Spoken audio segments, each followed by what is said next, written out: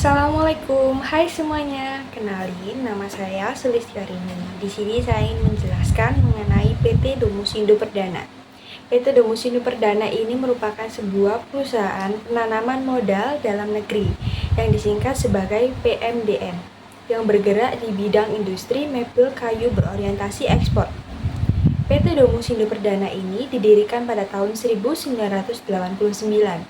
Dan lokasi PT ini terletak di Jalan Wicaksana, Desa Gunung Gangsir, Kecamatan Beji, Kabupaten Pasuruan.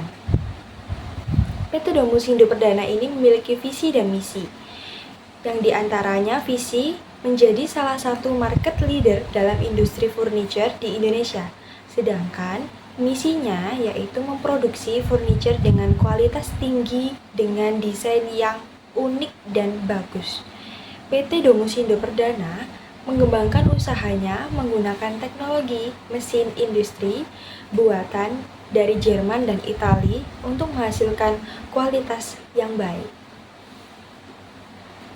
Oke, sekarang kita lanjut dalam analisis sistem SAP. SAP itu adalah sebuah software dari ERP. Apa sih ERP itu? ERP adalah tools IT dan manajemen untuk membantu perusahaan dalam merencanakan dan melakukan kegiatan operasional secara lebih efektif dan efisien. SAP sendiri itu terdiri dari sejumlah modul aplikasi yang mempunyai kemampuan mendukung semua transaksi yang diperlukan suatu perusahaan, dan tiap aplikasi bekerja secara berkaitan satu dengan lainnya. Tujuan dari SAP itu yaitu untuk mengembangkan produk perangkat lunak atau software standar yang dapat dikonfigurasi untuk memenuhi kebutuhan dari masing-masing perusahaan. Lalu, ERP sendiri itu adalah System Enterprise Resource Planning, yaitu tadi ERP, adalah sebuah konsep dan sistem berbasis industri dan bersifat universal yang diterima oleh industri sebagai solusi praktis untuk mencapai perusahaan yang mengintegrasikan sistem informasi. Mengimplementasikan ERP itu memerlukan user yang berkompeten dalam mengoperasionalkan sistem ERP sendiri. Karena adanya pengimplementasian ERP, rata-rata diperlukan sistem yang cukup kompleks. Kita lanjut pada cara kerja sistem SAP PT Domusindo Perdana. Gimana sih cara kerjanya? Ya, penerapan SAP R3 di PT Domusindo Perdana itu terdiri dari 4 tahap awal. Apa aja sih? Jadi yang pertama, tahap studi kelayakan penerapan SAP R3. Gimana caranya? Kan dilakukan dengan cara pemaksaan, artinya karyawan sebagai user sistem tersebut tidak memiliki pilihan mau atau tidak mau menggunakan sistem tersebut. User harus bisa mengikuti perkembangan perusahaan apabila ingin dipertahankan dengan mendatangkan konsultan yang berpengalaman menggunakan sistem SAP R3. Karyawan yang telah berlatih akan disebut sebagai BPO atau Business Process Outsourcing. BPO adalah karyawan PT Domusindo Perdana yang akan menjadi project problem solving dalam sistem SAP R3 yang digunakan. Yang kedua, ada tahap mapping pelaksanaan. Persiapan dalam pelaksanaan sistem SAP R3 yang menitik beratkan pada pembuatan jadwal atau time schedule. Pembuatan jadwal dilakukan dengan tujuan untuk membuat rentang waktu pelaksanaan sistem SAP R3 mulai dari pengenalan sampai dengan pelepasan sampai user telah mampu mengoperasikan sendiri yang memakan waktu selama 3 bulan. Lalu ketiga, ada pelaksanaan. Pada tahap ini, setiap divisi yang mengoperasikan sistem SAP R3 akan dibekali dengan pelatihan terlebih dahulu agar mampu dalam mengoperasikan sistem ini. Pada pelatihan ini, ditemukan banyak kesulitan awal dalam pengoperasian sistem ini. Data yang diolah menjadi tidak valid karena kesalahan dalam entry data. Pelaksanaan tahap awal sistem SAP R3 di Domusindo Perdana ini memakan waktu selama 6 bulan dengan maintenance pada sistem selama 3 bulan. Lalu yang keempat ada tahap evaluasi. Pelaksanaan sistem SAP R3 di PT Domusindo Perdana melakukan proses evaluasi sistem dan evaluasi user, yang nantinya kesalahan atau masalah yang ditemukan oleh user akan dilaporkan kepada BPO. Setelah itu, BPO dan divisi TI akan menyelesaikan masalah yang ditemukan. Pihak BPO akan mengevaluasi masalah tersebut. Divisi TI akan melaporkan masalah tersebut kepada internal support dari SAP sendiri. Selanjutnya di gambar ini menunjukkan bahwa bisnis proses yang dilakukan PT Domosindo Perdana dipakai di tiap bagian. Bagian procurement, master data, dan gudang bahan akan menggunakan modul MM atau managerial management. Bagian production menggunakan modul PP atau production planning. Bagian marketing menggunakan modul SD atau sales dan distribution. Selanjutnya di bagian finance dan accounting menggunakan modul FI atau finance and accounting. Penerapan SAP R3 dari tiap divisi kerja dalam proses pengoperasiannya, yaitu yang pertama di penerapan SAP R3 pada bagian marketing. Bagian marketing awalnya menggunakan Microsoft Excel untuk mengolah datanya sebelum menggunakan SAP R3. Mulai dari melakukan kontrak bisnis dengan konsumen, meneruskan permintaan konsumen kepada bagian gudang bahan dan produksi, serta ketika proses pengiriman produk ke konsumen. Dan di gambar ini menunjukkan bahwa kontrak yang sudah di-entry dijadikan sebagai landasan mengenai jumlah dan jenis material yang dipesan oleh konsumen. Dan dokumen kontrak ini akan dijadikan dokumen referensi untuk pembuatan dokumen sales order dengan memasukkan permintaan konsumen ke sistem SAP R3. Dokumen ini akan dijadikan acuan bagian procurement untuk menyediakan bahan baku yang dibutuhkan bagian produksi. Selanjutnya yang kedua, di penerapan SAP R3 pada bagian procurement. Di bagian procurement menggunakan sistem SAP R3 untuk memeriksa data persediaan bahan baku. Apabila bahan baku kosong ketika diperlukan, bagian procurement akan melakukan pembelian bahan baku. Di beberapa bahan baku, pembelian bisa langsung dilakukan dengan memesan kepada vendor bahan baku yang sudah bekerja sama dengan perusahaan ini. Di gambar ini menunjukkan bahwa apabila bahan baku untuk produksi barang yang telah diterima permintaannya, maka bagian procurement akan memesan bahan baku tersebut kepada perusahaan penyedia bahan baku tersebut.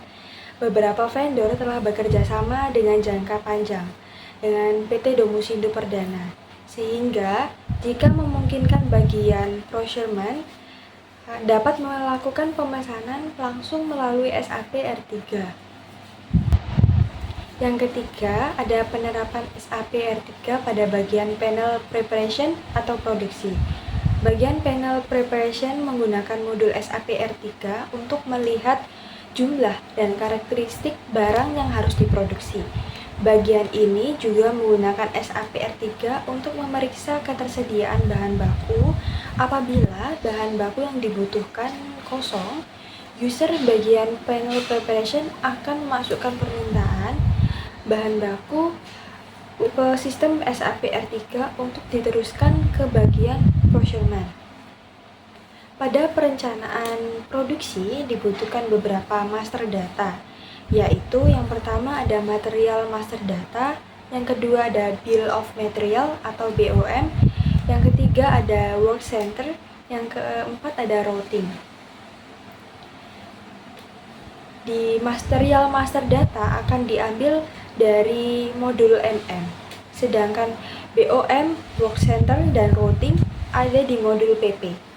Semua bahan pembantu dalam proses pembuatan produk harus dimasukkan ke dalam BOM. User bagian panel preparation dapat menyiapkan master data di Excel dahulu sebelum dimasukkan ke dalam BOM. Apabila data yang dimasukkan terlalu banyak karena kesalahan pada master data dapat mempengaruhi keseluruhan modul di SAP. Dengan tampilan menu entry data BOM sebagai berikut.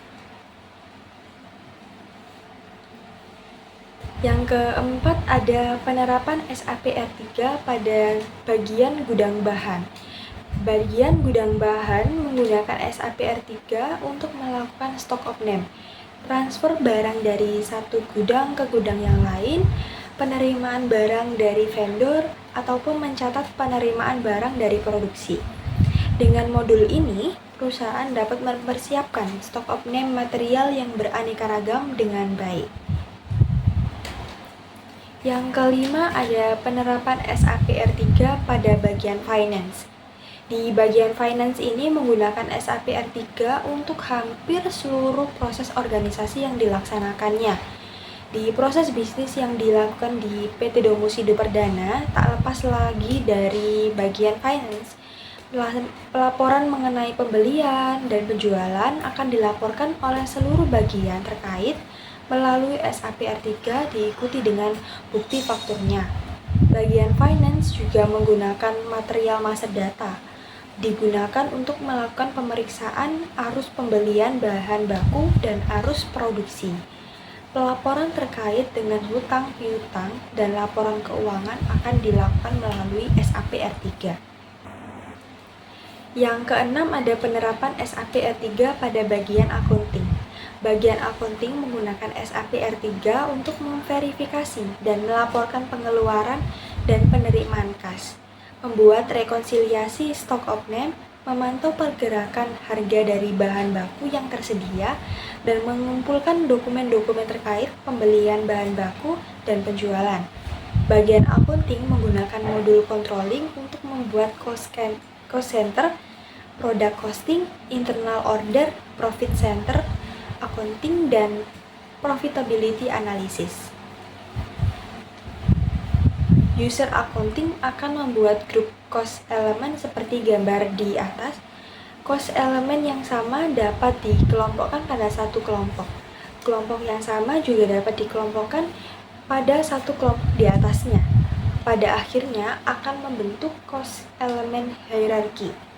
Cost elemen group dapat berguna dalam hal reporting dan pada saat memproses beberapa cost elemen pada satu transaksi.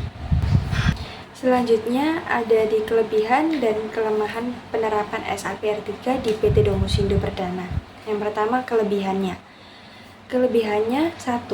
SAP R3 mampu menyatukan seluruh data. Dengan SAP R3 juga dapat mengelola data lebih cepat dan efisien. Yang kedua, dengan menerapkan SAP R3 itu dapat mengurangi penggunaan kertas yang signifikan. Penyampaian dan pelaporan data di PT Domosindo Perdana dilakukan secara digital, tidak lagi memerlukan dokumen yang fisik. Yang ketiga, memungkinkan karyawan untuk bekerja lebih efisien. Waktu yang terbuang dapat dialokasikan untuk tugas yang lebih produktif. Selanjutnya di kelemahan sistem SAP R3. Apa sih kelemahannya? Yang pertama, SAP R3 yang digunakan di PT Domosindo Perdana ini merupakan versi yang lama dan tidak didukung oleh SAP. Dengan ini dapat menyebabkan kesulitan dalam mendapatkan bantuan teknis bila ada masalah dalam sistem. Yang kedua, PT Domosindo Perdana kesulitan dalam mengganti hardware yang rusak karena sistem SAP R3 mereka tidak cocok dengan hardware yang baru. Yang ketiga, sistem SAP R3 berjalan lambat karena servernya tidak cukup memadai. Yang keempat, kesalahan input data dari awal proses SAP R3 dapat berakibat fatal karena semua proses saling berhubungan. Yang kelima, jika sistem SAP R3 bermasalah, pekerjaan di bagian yang menggunakan sistem itu akan terhenti. Yang keenam, SAP R3 tidak cocok untuk PT Domosindo Perdana karena mereka memproduksi barang berdasarkan pesanan. Sistem ini itu butuh penyesuaian yang rumit untuk setiap produk yang dipesan pelanggan. Yang ketujuh, sistem SAP R3 itu sulit dipahami dan digunakan, terutama oleh bagian gudang dan bahan. Yang terakhir, yaitu solusi terbaik untuk mengatasi kelemahan pada sistem SAP R3 di PT Domosindo Perdana, Yang pertama, PT Domusindo Perdana perlu memperbarui sistem SAP mereka karena sistem yang sudah ketinggalan zaman tidak lagi didukung. Yang kedua, PT Domusindo Perdana itu perlu meningkatkan hardware mereka untuk mendukung pembaruan sistem yang ada di ERP. Yang ketiga, PT Domusindo Perdana perlu membersihkan data yang tidak terpakai dari sistem RAP mereka untuk menjaga kebersihan dan efisiensi sistem. Yang keempat, PT Domusindo Perdana perlu meningkatkan pengawasan terhadap entry data untuk memastikan keakuratan data dan meminimalisir kesalahan. Yang kelima, di bagian TI dan BPO harus lebih responsif dalam menghadapi permasalahan sistem. Bagian TI perlu melakukan pemantauan sistem secara berkala untuk mengidentifikasi dan memperbaiki masalah dengan cepat. Di yang keenam, PT Domusindo Perdana sebaiknya mengoptimalkan penggunaan sistem SAP R3 pada bagian yang sangat cocok, seperti bagian keuangan dan akuntansi. Yang ketujuh, PT Domusindo Perdana perlu memastikan bahwa penggunaan sistem ERP merupakan orang yang kompeten, sehingga mereka dapat menjalankan sistem dengan baik meskipun ERP yang digunakan tidak ramah penggunaan. Sekian dari penjelasan yang bisa saya tampilkan. Wassalamualaikum warahmatullahi wabarakatuh. Dadah.